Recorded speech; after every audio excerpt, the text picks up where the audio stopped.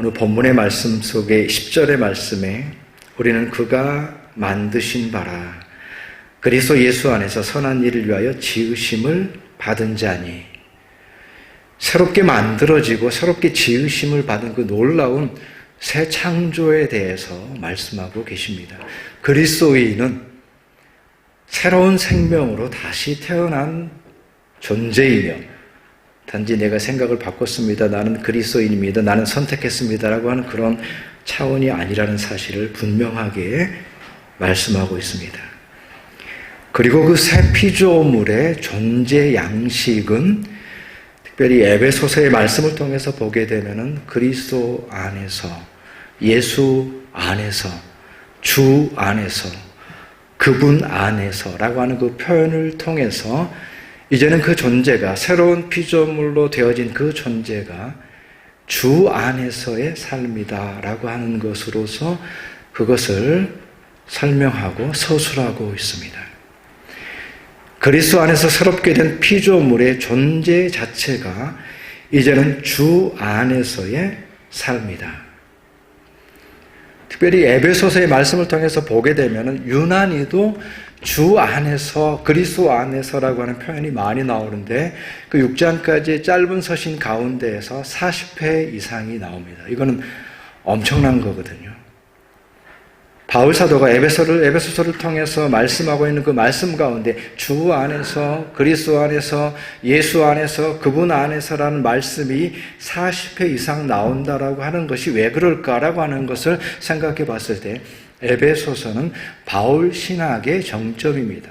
최고봉입니다. 바울 신학이 온전히 성숙한 상태로 그가 쓰는 언어 하나하나가 의미를 가지게 되는데, 그 바울 신학의, 바울 사도의 그 신학의 정점에서 이 에베소서를 쓰고 있다는 사실과 그 에베소서의 주제가 교회와 성도, 그리스도인이라고 할 때에 교회와 성도가 어떻게 존재하고 누구인가라고 하는 것을 설명하기 위해서 그는 주 안에서, 그리스도 안에서라고 하는 말을 사용할 수밖에 없었다는 사실입니다. 그래서 그 많은 그러한 모든 삶의 영역 가운데에서 바울 사도는 우리는 누구이며, 교회는 누구이며, 성도는 누구이며, 어떻게 살아가야 되는가라고 하는 이 중요한 질문에 대한 대답으로서 주 안에서라고 하는 답을 내놓은 겁니다. 그리스도인은 누구인가, 교회는 누구인가, 어떻게 살아가야 되는가라고 하는 것에 대한 답으로서 에베소서를 통해서 바울 사도는 주 안에서라고 하는, 그리스도 안에서라고 하는 답을 내놓은 것입니다. 이것은 모든 그리스도인들에게, 그리고 교회에 너무나도 중요한 의미가 있습니다.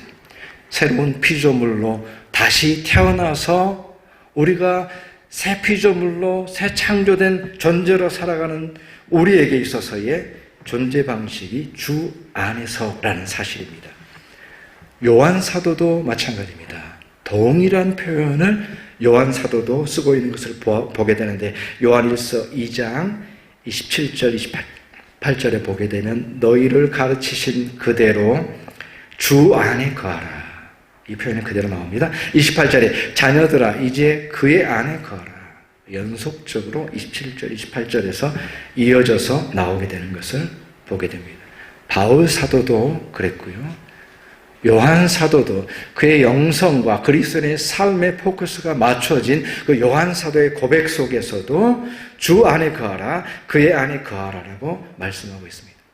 다시 말해서 그리스도 안에서 거듭난 우리 모든 그리스도인들의 삶의 영역이 정해지게 되는 것인데, 그것은 바로 모든 그리스도인들, 그리스도 안에서 새롭게 태어난 모든 그리스도인과 교회는 주 안에서 거하는 자들이 되어야 된다는 사실을 분명하게 얘기하고 있습니다. 주 안에서 거한다. 단지 그리스도인이 된 것이 나는 뭐 어떻게 하다 보니까 교회 다니게 됐어, 나는 또 우리 아내가 나가니까 또 같이 가줘야지, 이런 차원에서의 의미가 아니라 주 안에서라고 하는 삶의 테두리가, 경계가 지어진 삶을 우리에게 말씀해 주고 있습니다. 주 안에서 살아간다라고 하는 삶이 무엇일까? 내 삶이 주 안에 있다라고 하는 것이 무엇일까? 라고 말할 때에 가장 먼저 생각하게 되는 것은 바로 하나님께서 내 인생을 향하신 계획이 있으시다라고 하는 이 사실 위에 서는 것입니다. 주 안에서 살아간다라고 하는 것은 하나님께서 내 인생을 향하신 계획을 갖고 계신다라고 하는 이 믿음 위에 서는 것을 의미하는 것입니다. 이것이 주 안에서의 삶의 출발이 되는 것입니다. 지난주에 우리 청소년들 미래를 위한 기도회, 또 미래와 비전을 위한 기도회에 우리 임 목사님께서 오셔서 특강을 해 주셨는데, 우리 청소년들이 미래에 대해서 두려움과 근심을 갖지 않고 살아갈 수 있는 5가지 원리라고 하는 제목을 가지고서 말씀을 특강을 해 주셨어요. 그 첫 번째 5가지 원리, 어떻게 우리가 염려하지 않고 우리 청소년들이 미래를 향해서 나아갈 수 있을까라고 할 때에 5가지 원리를 얘기해 주셨는데, 그 가운데에 첫 번째가 뭐였냐면은 하나님의 주권을 믿으라라는 것이었습니다. 청소년들 향해서 외쳤습니다. 하나님의 주권을 믿으십시오. 하나님께서 여러분의 모든 미래를 계획하고 계시고 모든 미래를 알고 계십니다 라고 선언하면서 시작을 했습니다. 그 자리에서 그 강의를 들으면서 그 선언의 중요성을 생각하게 됐습니다. 이 선언은 하나님께서 모든 것을 알고 계십니다, 하나님께서 모든 인생을 계획하고 계십니다라고 하는 이 고백 속에는 모든 것을 원점으로 되돌려 놓는 그런 느낌을 받았습니다.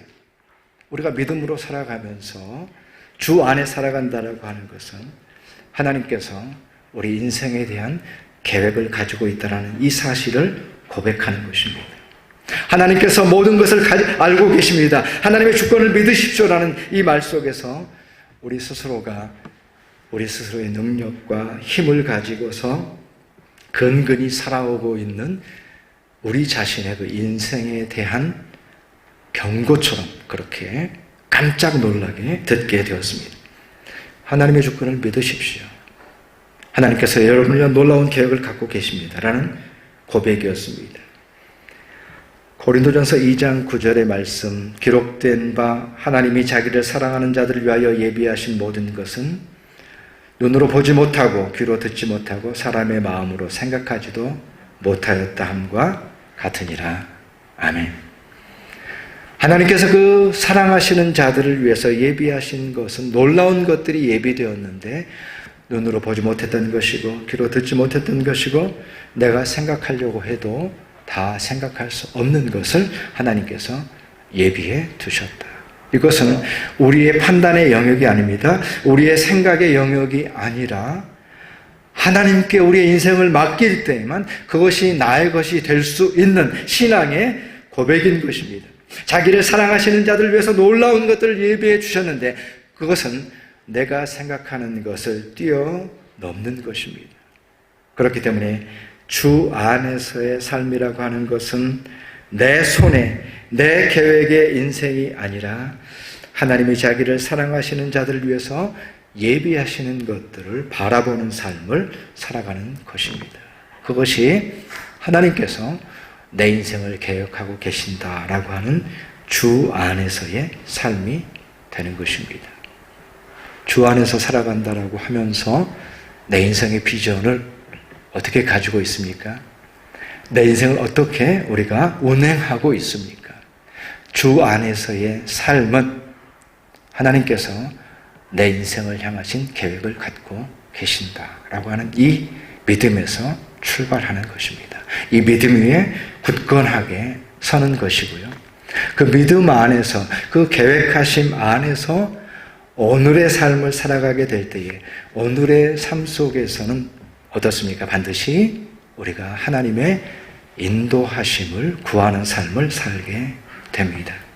내 인생을 향하신 하나님의 계획이 있는 것을 분명히 믿기 때문에 우리의 일상 속에서는, 우리의 걸음걸음 속에서는 반드시 하나님의 인도하심을 구하게 됩니다. 이것이 주 안에서의 삶의 특징이 되는 거예요. 하나님의 계획하심을 믿고 있기 때문에 오늘 나의 삶 속에서 하나님의 인도하심을 반드시 기다리게 됩니다. 하나님의 인도하심을 반드시 구하게 됩니다. 하나님께서 인도하여 주셔야만 내가 앞으로 나아갈 수 있습니다. 내가 결단할 수 있습니다. 라고 하는 그 삶을 원칙으로 살아가는 삶을 의미하는 것입니다. 하나님께서 인도하심을 구하는 것이 걸음걸음 속에서 반드시 하나님의 인도하심을 추구하는 삶이 되는 것입니다. 우리 10절의 말씀을 다 같이 한번 읽어보겠습니다. 같이 읽겠습니다. 시작. 우리는 그가 만드신 바라 그리스도 예수 안에서 선한 일을 위하여 지으심을 받은 자니 이 일은 하나님이 전에 예비하사 우리로 그 가운데서 행하게 하려 하심이니라. 아멘. 주 안에서의 삶은 또한 주 안에서 그 가운데서 행하게 하려 하심이니라. 그 가운데서 행한다라고 하는 것은 오늘 하루 매일매일의 삶 속에서 하나님의 인도하심을 받는 것을 의미하는 것입니다. 나 따로 내가 원하는 대로 사는 삶을 그 안에서 행한다 할 수 없겠죠. 하나님의 계획하심을 믿고 우리 매일매일의 삶 속에서 하나님의 인도하심을 기도하는 삶이에요. 하나님께서 인도하시지 않으면 힘이 없어요. 사람들이 다 이 길이 옳다라고 말해도 하나님의 인도하심과 응답이 없으면 내가 힘이 생기지 않습니다. 앞으로 나아갈 힘이 생기지 않습니다. 하나님께서 인도하시면 비록 어려움이 있다고 할지라도 사람들은 동의하지 않는다고 할지라도 하나님의 인도하심이 있으면 우리는 담대하게 그 안에서 행할 수가 있는 것입니다. 그것이 믿는 자의 삶이에요. 주 안에서의 삶인 것입니다. 약속의 말씀이 하나님께서 나에게 약속의 말씀을 주실 텐데 라고 하면서 약속의 말씀을 기다리고 기대합니다. 내가 성경을 읽을 때 그 말씀이 올 것인가? 내가 말씀을 묵상할 때 약속의 말씀이 올 것인가?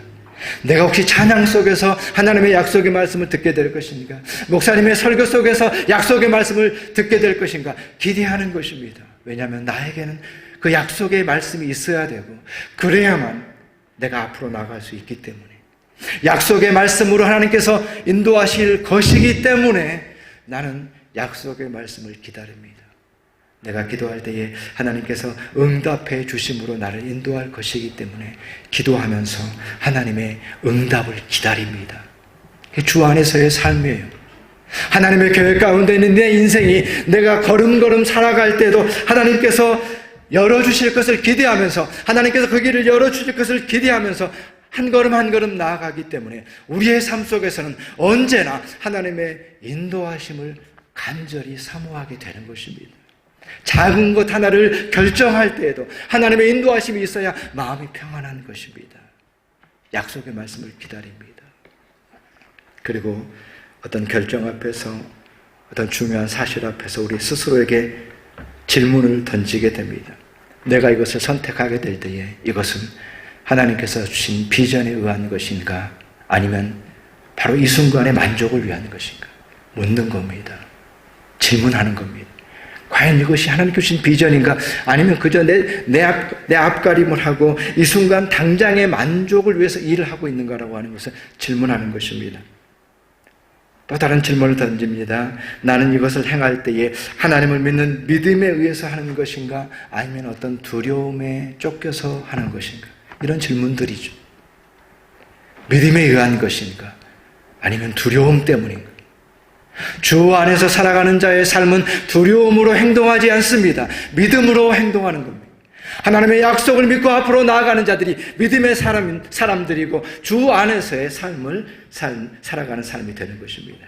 그래서 언제나 질문을 던지면서 하나님의 인도하심을 따라가는 것입니다. 지난 주간에 저는 전혀 알지 못하는 사람에게 그 문자를 받았습니다. 그분이 저에게 이제 문자를 쓰면서 저는 어느 신학교에 다니는 신학생인데요 하면서 전도사님이시죠.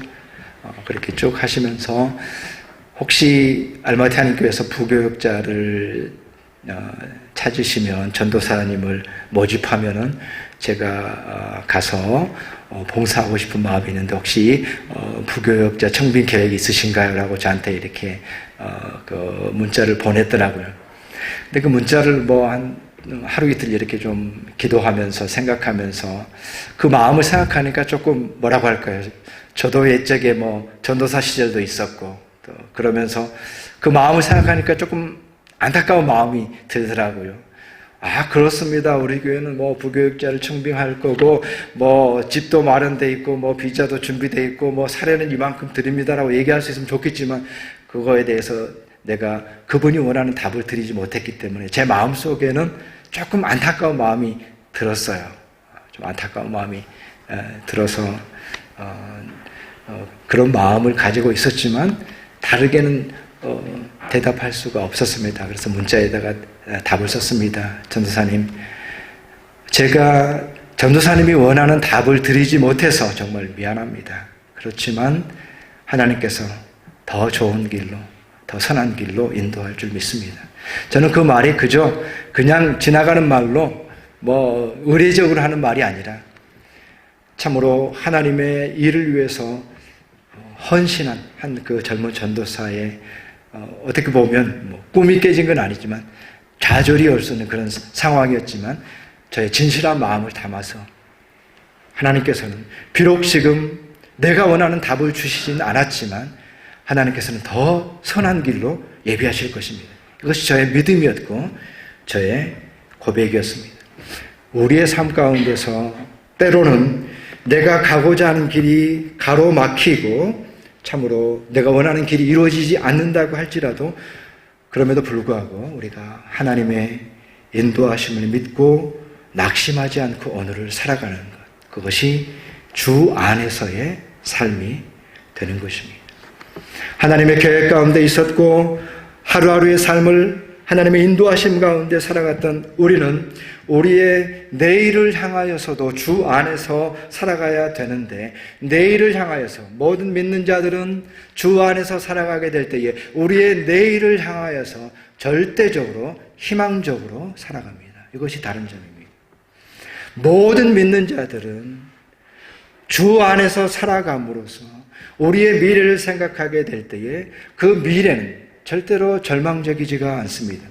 그 결과가 어떠한 내가 원하는 것인가 아닌 것인가와는 상관없이 주님 안에 있는 우리의 미래는 희망적인 미래가 되는 것입니다. 모든 믿는 자들은 우리의 미래에 대해서 분명한 관점을 가지고 있습니다. 그것은 희망입니다. 소망입니다. 바로 그것이 주 안에서의 삶이에요.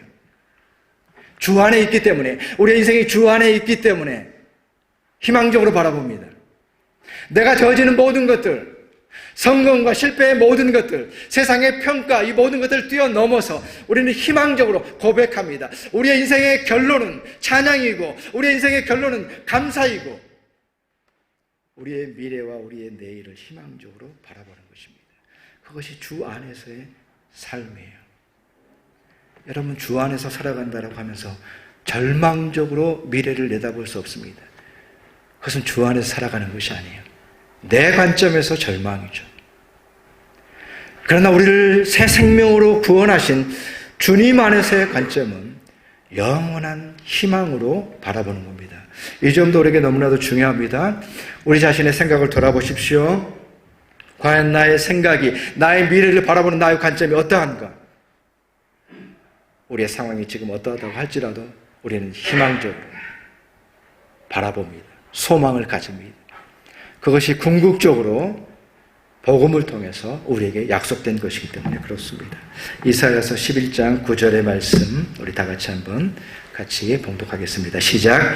내 거룩한 산 모든 곳에서 해됨도 없고 상함도 없을 것이니 이는 물이 바다를 덮음같이 여호와를 아는 지식이 세상에 충만할 것임이니라. 아멘. 이것은 이사야의 영원한 비전을 우리에게 보여주고 있습니다. 가장 어두운 시대를 살았던 사람이 이사야였습니다. 그런데 이사야가 하나님의 때, 참으로 하나님의 약속하신 때를 바라보면서 거룩한 산 모든 곳에서 해됨도 없고 상함도 없는 온전한 이상향을 우리에게 보여주고 있습니다. 그리고 여호와를 아는 지식이 세상에 충만하게 될 것에 대한 비전입니다. 절망이 아닙니다. 이 시대를 바라볼 때에는 교회가 쇠락하는 것 같습니다. 진리가 멀어지는 것 같습니다. AI에 밀리는 것 같습니다. 재미가 없는 것 같습니다. 소망이 보이지 않는 것 같습니다.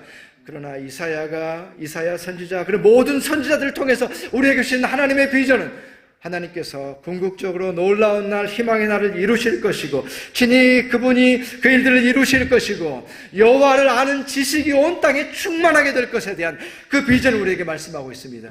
지금은 보이지 않습니다. 지금은 싹이 보이지 않는 것 같습니다.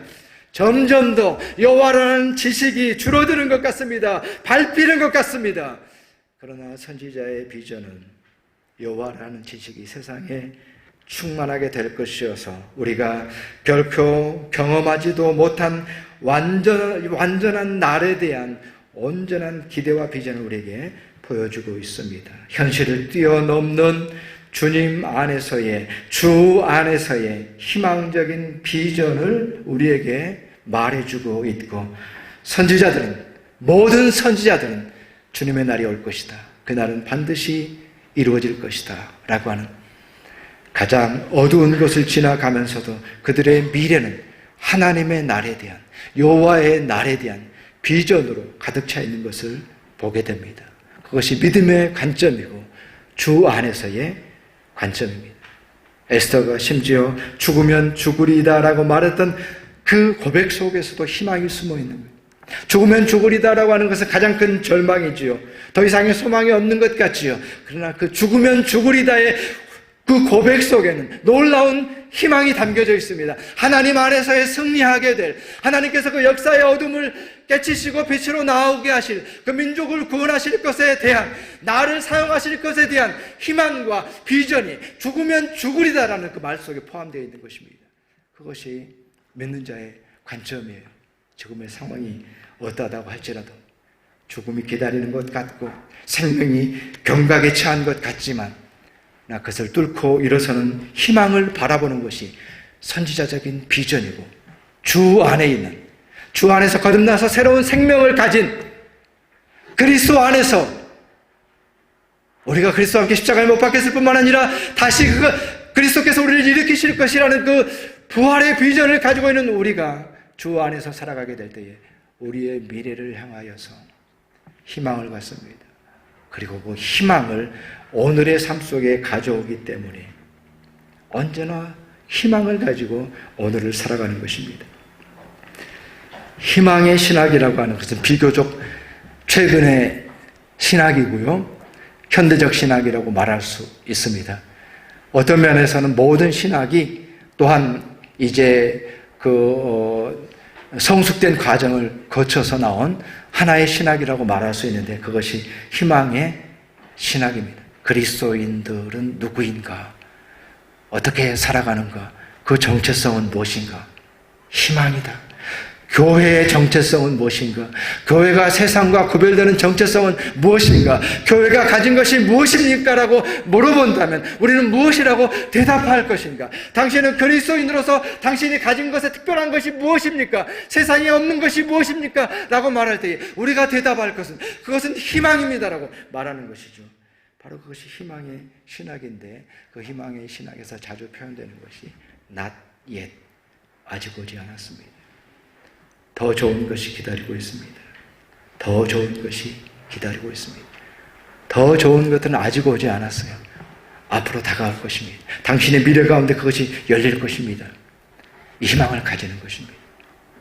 지금까지의 나의 삶도 최선으로 감사하게 살아왔지만 우리의 인생이 이제 살다 보면 육신이 연약해져서 꺾입니다. 경제적으로도 꺾입니다.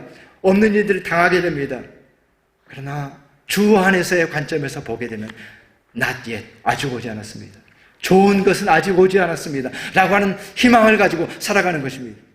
세상의 관점, 육체의 관점으로는 그렇습니다. 이제는 나는 꺾였구나. 이제 내리막길이구나. 이것은 자연스러운 관점일 수 있습니다. 그러나 주 안에서는 그렇지가 않습니다. 그것은 합당하지 않습니다. 주님께서 인정하지 않으십니다. 모든 믿는 자들은 주 안에서 아직 오지 않은 미래를 희망하면서 살아가는 겁니다. 그랬을 때 그는 믿음을 가진 사람이에요. 주 안에서 살아가는 사람이에요. 그것이 고백되어져야 돼요. 그것이 다른 점이 되어야 되는 것입니다. 다 같이 한번 따라서 해보겠습니다. 더 좋은 것은 아직 오지 않았다. 한번 다시 해보겠습니다. 더 좋은 것은 아직 오지 않았다. 그러한 희망이 우리 가운데 있을 때에 그 희망이 우리의 능력이 되어서 우리를 늘 감싸고 있는 염려와 근심, 우리 삶에서 너무 많은 비중을 차지하고 있는 염려와 근심, 그것을 이길 수 있는 겁니다. 그것을 이겨낼 수 있어야 되는 겁니다. 그래야 주 안에서 사는 삶이에요. 그리스도 안에서 새로운 피조물로 거듭난 자로 살아가는 삶입니다. 우리가 가진 희망이 나의 염려와 근심을 이길 때 주 안에서의 삶이잖아요. 믿음을 가지고 있다라고 하면서 근심을 이기지 못한다고 한다면, 그 근심에 짓밟혀서 끙끙대고 있다고 한다면 우리가 어떻게 주 안에서 살아간다고 말할 수 있습니까? 어떻게 희망이 있다고 말할 수 있겠습니까? 주 안에서의 삶은 내 안에 있는 벗어버릴 수 없는 염려와 근심까지도 이기는 믿음이고, 그것이 주 안에서의 삶이고, 주님께서는 그것을 응원하고 계시는 거예요. 우리가 그 삶을 살아가도록, 그래서 이기도록, 염려와 근심을 이기고 희망으로 살아가도록 하는 것이 주님께서 우리에게 바라시는 바인 것입니다. 오늘 본문 12절의 말씀에 그때 너희는 그리스도 밖에 있었고 이스라엘 나라 밖의 사람이라. 약속의 언약들에 대하여는 외인이요 세상에서 소망이 없고 하나님도 없는 자이더니. 주 안에서가 나올 뿐만 아니라 그리스도 밖에라는 말이 나와요. 이 짧은 본문 속에서 묵상하면 참 놀랐습니다. 주 안에서 살아가야 될 우리가 그리스도 밖에서 살아간다고 한다면, 주 밖에서 살아간다고 한다면 우리의 삶의 영역은 정해져 있습니다. 주 안에서의 삶인데 실제로 우리 삶을 들여다보니까 주 밖에서 살아가고 있는 것입니다. 그런 모습을 보여주고 있습니다. 그리스도 밖에서, 이스라엘 나라 밖에서, 약속에서는 외인으로 약속과 상관없이 살아가고 있는 우리의 모습, 주 밖에서 살아가고 있는 우리의 모습입니다. 그러고 보면 우리의 삶이 주 안에서라고 하는 그 경계 안에 사는 것이 아니라 그 경계를 왔다 갔다 하는 것을 보게 됩니다. 주 안에 있다가 주 밖에 있다가, 또 때로는 주님을 의지하는 것 같다가 또 주 밖에 있다가. 그러나 주님께서는 그것을 인정하지 않으셨어요. 너희가 돈과 하나님을 동시에 섬길 수 없다라고 그렇게 말씀했는데, 우리는 우리의 삶의 경계는 돈을 섬기면서 하나님을 섬기는 것을 보게 됩니다. 바알과 아세라를 섬기면서 여호와를 섬기는 일이 우리 가운데 일어나고 있습니다. 차지도 않고 덮지도 않고. 주님께서는 토해버리겠다, 도저히 참지 못하겠다라고 말했습니다. 우리는 심각하게 받아들여야 됩니다. 우리의 삶의 영역은 주 안에서입니다. 주 밖에서 왔다 갔다 경계를 넘어가는 것은 주님께서는 용납하지 않으십니다. 주 안에서의 일관성의 삶, 변치 않는 삶의 자세를 가지는 것이 너무나도 중요하다. 그리고 그것이 핵심인 것을 알게 됩니다. 우리가 늘 이제 그 육체의 모습과 영적인 모습을 비교하는 것이 매우 유익하다고 제가 말씀을 많이 드렸는데, 육신의 건강을 유지하기 위해서도요, 중요한 것은 꾸준함이잖아요. 운동을 했는데 하루 그냥 열심히, 그때는 뜨거워서 열심히 하고 다음날부터는 운동을 하지 않는다? 건강에 도움이 되지 않습니다. 좋은 음식 날 잡아서 배부르게 열심히 먹고 그 다음부터는 맨날 컵라면만 먹고 이러면 그 건강을 지킬 수가 없는 거죠. 작은 것이라고 할지라도 꾸준한 것이 핵심이다. 주 안에서라고 하는 말의 의미를 우리가 깊이, 새로운 성분이 개발된 게 아니라 그 성분이 혈액에 어떻게 하면 더 오랫동안 머무를 수 있을까라고 하는 것을 바꿨더니 놀라운 치료 효과가 있었다, 이거거든요. 이것은 모든 영역에서 어떤 일관성을 가지고 통한다고 생각합니다. 우리의 삶 속에서 주 안에서의 삶이라고 하는 것은 우리의 삶의 모든 영역을 커버할 수가 있습니다. 우리의 삶의 모든 영역 속에서 주 안에서 살아야 됩니다. 예배 드릴 때는 주 안에서, 세상에 나가서는 주 밖에서가 아니라 우리의 삶의 모든 영역에서 주 안에서 살아가는 삶을 살아가게 될 때에 바로 그것이 마치 우리 혈액 속에서 더 많은 약이 흘러야 되는 것처럼 우리의 삶 속에서 주 안에서가 삶의 원리가 되어서 주 밖으로 나가지 않는 것입니다.